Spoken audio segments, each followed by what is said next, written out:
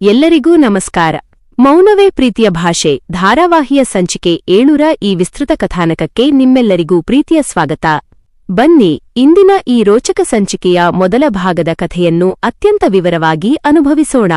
ವಿಕ್ರಮ್ನ ಕಾರಿನ ಪ್ರಖರವಾದ ಹೆಡ್ಲೈಟ್ ಬೆಳಕು ಆ ಕತ್ತಲ ರಾತ್ರಿಯಲ್ಲಿ ಕಣ್ಣುಕುಕ್ಕುವಂತೆ ಅಪ್ಪಳಿಸುತ್ತಿದ್ದಂತೆ ರುದ್ರಕ್ಷಣ ಮಾತ್ರವೂ ತಡಮಾಡದೆ ಮೇಘನಾಳ ಕೈಯನ್ನು ತನ್ನ ಗಟ್ಟಿಮುಷ್ಟಿಯಿಂದ ಹಿಡಿದು ರಸ್ತೆಯ ಬದಿಯಲ್ಲಿದ್ದ ಕಿರಿದಾದ ಮಣ್ಣಿನ ಇಳಿಜಾರಿನ ಕಡೆಗೆ ನೆಗೆಯುತ್ತಾನೆ.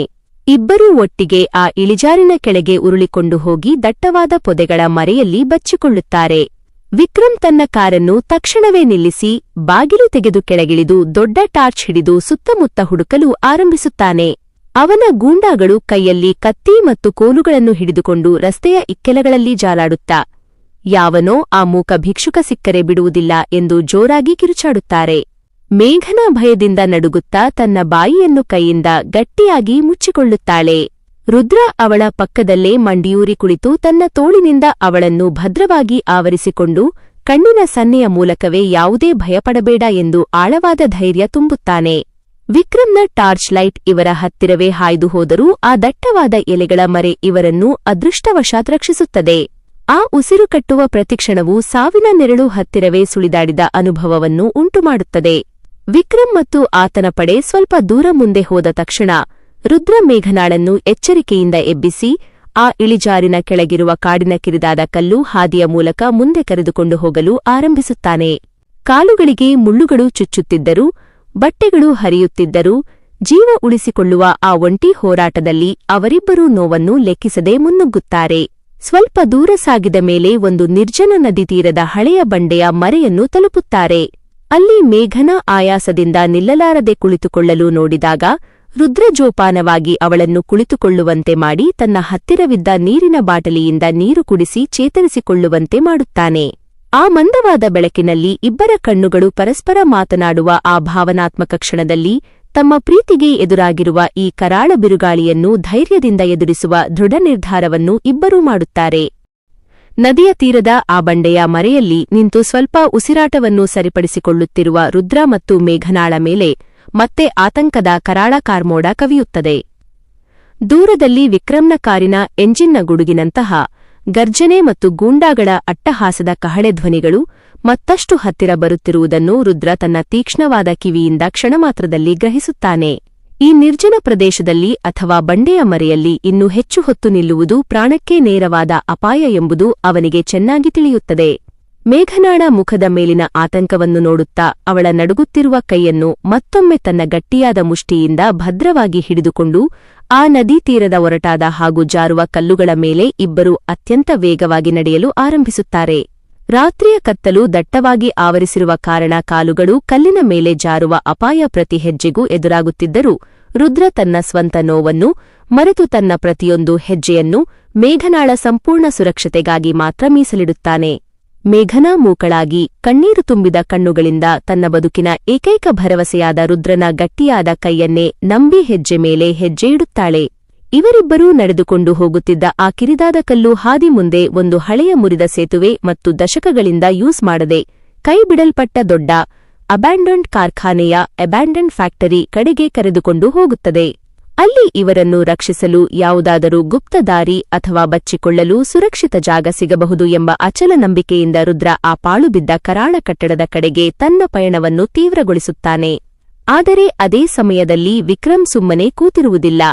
ತನ್ನ ನಂಬಿಕಸ್ಥ ಕ್ರೂರ ಗೂಂಡಾಗಳನ್ನು ವಿಭಿನ್ನ ದಿಕ್ಕುಗಳಿಗೆ ಕಳುಹಿಸಿ ನದಿ ತೀರದ ಉದ್ದಕ್ಕೂ ಜಾಡು ಹಿಡಿದು ಹುಡುಕುವಂತೆ ಕಠಿಣ ಆಜ್ಞೆ ಮಾಡಿರುತ್ತಾನೆ. ವಿಕ್ರಮ್ನ ಆ ಗೂಂಡಾಗಳ ಒಂದು ತಂಡ ಇವರು ಸಾಗುತ್ತಿರುವ ಅದೇ ಹಾದಿಯ ಕಡೆಗೆ ತಮ್ಮ ಟಾರ್ಚ್ಗಳ ಬೆಳಕನ್ನು ಹಾಯಿಸುತ್ತಾ ವೇಗವಾಗಿ ಬರುತ್ತಿರುವುದು ಈಗ ಇಬ್ಬರಿಗೂ ತಿಳಿಯದ ಅತ್ಯಂತ ದೊಡ್ಡ ಗಂಡಾಂತರವಾಗಿ ಎದುರಾಗಿದೆ.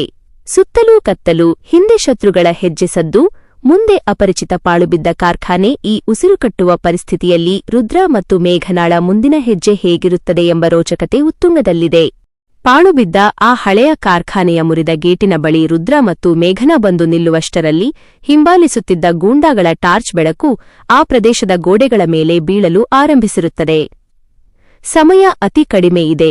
ಒಳಗೆ ಹೋಗಲು ಬೇರೆ ದಾರಿಯಿಲ್ಲದ ಕಾರಣ ರುದ್ರ ಮುರಿದು ಬಿದ್ದಿದ್ದ ಕಬ್ಬಿಣದ ಕಿಟಕಿಯ ಗ್ರೀಲ್ ಅನ್ನು ತನ್ನ ಇಡೀ ಮೈಯ ಶಕ್ತಿಯನ್ನು ಬಳಸಿ ಬಗ್ಗಿಸಿ ಮೊದಲು ಮೇಘನಾಳನ್ನು ಸುರಕ್ಷಿತವಾಗಿ ಒಳಗೆ ಜಾರಿಸುತ್ತಾನೆ. ತಾನೂ ಕೂಡ ಕ್ಷಣಮಾತ್ರದಲ್ಲಿ ಒಳಗೆ ನುಗ್ಗಿ ಹೊರಗಿನಿಂದ ಯಾರೂ ಗಮನಿಸದಂತೆ ಒಂದು ದೊಡ್ಡ ಹಳೆಯ ಯಂತ್ರದ ಹಿಂದೆ ಮೇಘನಾಳ ಜೊತೆ ಅಡಗಿಕೊಳ್ಳುತ್ತಾನೆ. ಅವರು ಒಳಗೆ ಕಾಲಿಟ್ಟ ಕೆಲವೇ ಕ್ಷಣಗಳಲ್ಲಿ ವಿಕ್ರಮ್ನ ಗೂಂಡಾಗಳು ಆ ಕಾರ್ಖಾನೆಯ ಆವರಣಕ್ಕೆ ಬಂದು ಇಲ್ಲಿಯೇ ಎಲ್ಲಿಯೂ ಇರಬೇಕು, ಚೆನ್ನಾಗಿ ಹುಡುಕಿ ಎಂದು ಗರ್ಜಿಸುತ್ತಾ ಸುತ್ತಲೂ ಕಣ್ಣಾಡಿಸುತ್ತಾರೆ. ಅವರ ಬೂಟಿನ ಭಾರವಾದ ಸದ್ದು ಮತ್ತು ಕಬ್ಬಿಣದ ಸರಳುಗಳ ಶಬ್ದ ಇಡೀ ಕಾರ್ಖಾನೆಯಲ್ಲಿ ಪ್ರತಿಧ್ವನಿಸುತ್ತಿರುತ್ತದೆ. ಮೇಘನಾ ಭಯದಿಂದ ನಡುಗುತ್ತಾ ರುದ್ರನ ತೋಳನ್ನು ಗಟ್ಟಿಯಾಗಿ ಅಪ್ಪಿಕೊಳ್ಳುತ್ತಾಳೆ. ರುದ್ರ ತನ್ನ ಒಂದು ಕೈಯಿಂದ ಅವಳ ಬಾಯಿಯನ್ನು ಮೃದುವಾಗಿ ಮುಚ್ಚಿ ಮತ್ತೊಂದು ಕೈಯಲ್ಲಿ ಒಂದು ದೊಡ್ಡ ಕಬ್ಬಿಣದ ರಾಡ್ ಅನ್ನು ಆಯುಧದಂತೆ ಹಿಡಿದು ಶತ್ರುಗಳ ಪ್ರತಿ ಹೆಜ್ಜೆಯನ್ನೂ ಸೂಕ್ಷ್ಮವಾಗಿ ಗಮನಿಸುತ್ತಿರುತ್ತಾನೆ. ಆ ಕತ್ತಲಿನ ಕಾರ್ಖಾನೆಯಲ್ಲಿ ಉಸಿರುಕಟ್ಟುವ ಮೌನ ಮತ್ತು ಜೀವನ್ಮರಣದ ಹೋರಾಟದ ರೋಚಕತೆ ಮೇರೆ ಮೀರಿರುತ್ತದೆ. ಆ ಪಾಳುಬಿದ್ದ ಕಾರ್ಖಾನೆಯ ದೊಡ್ಡದಾದ ಮತ್ತು ತುಕ್ಕು ಹಿಡಿದಿರುವ ಯಂತ್ರದ ಹಿಂದೆ ರುದ್ರ ಮತ್ತು ಮೇಘನಾ ಉಸಿರು ಬಿಗಿಹಿಡಿದು ಅಡಗ ಕುಳಿತಿದ್ದಾರೆ.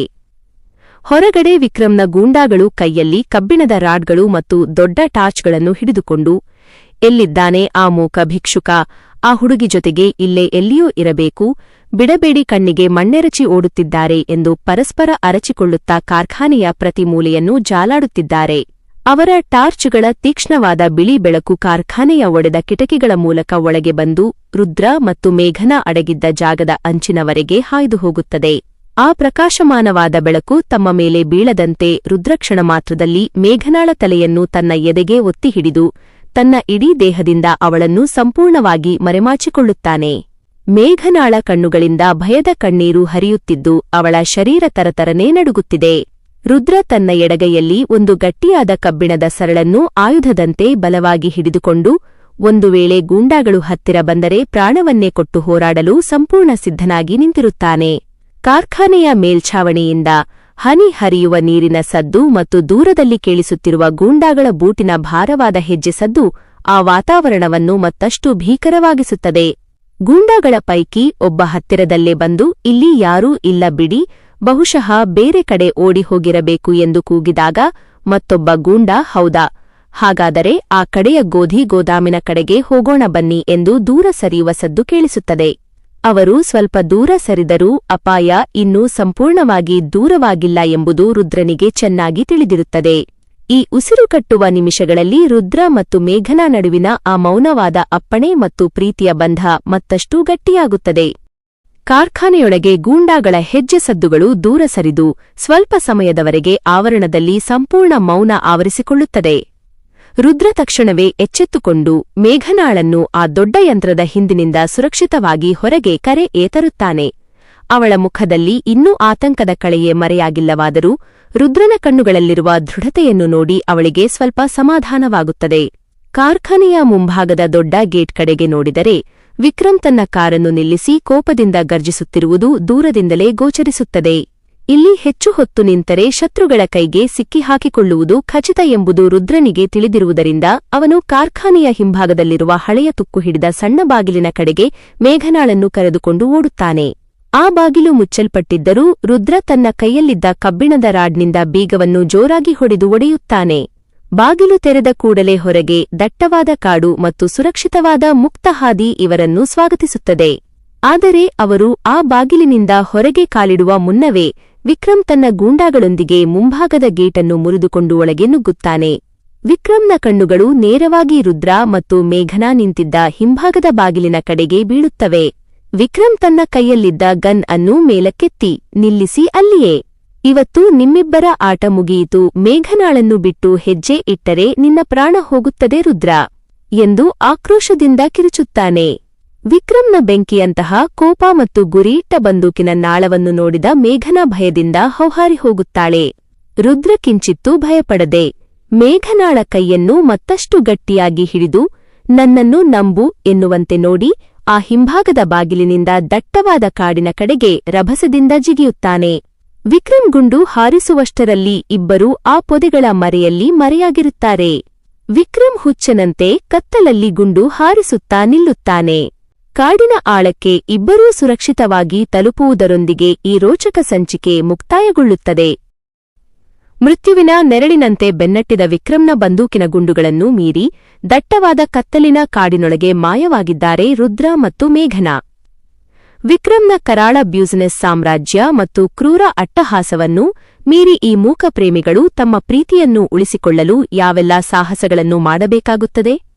ಮೇಘನಾಳ ಗತಕಾಲದ ಆಘಾತಕಾರಿ ರಹಸ್ಯಗಳು ಇನ್ನು ಯಾವ ಸ್ಫೋಟಕ ತಿರುವುಗಳನ್ನು ತರಲಿವೆ? ಮುಂದಿನ ಮಹಾಸಂಚಿಕೆ 8ರಲ್ಲಿ ಅತಿರೋಚಕ ಹಾಗೂ ಊಹಿಸಲಾಗದ ಅಚ್ಚರಿಯ ತಿರುವುಗಳು ಕಾದಿವೆ. ಯಾರೂ ನಿರೀಕ್ಷಿಸದ ಆ ಮಹಾರಹಸ್ಯಗಳು ಬಯಲಾಗುವ ಆ ಕುತೂಹಲಕಾರಿ ಘಟ್ಟಕ್ಕಾಗಿ ಕಾಯುತ್ತಿರಿ.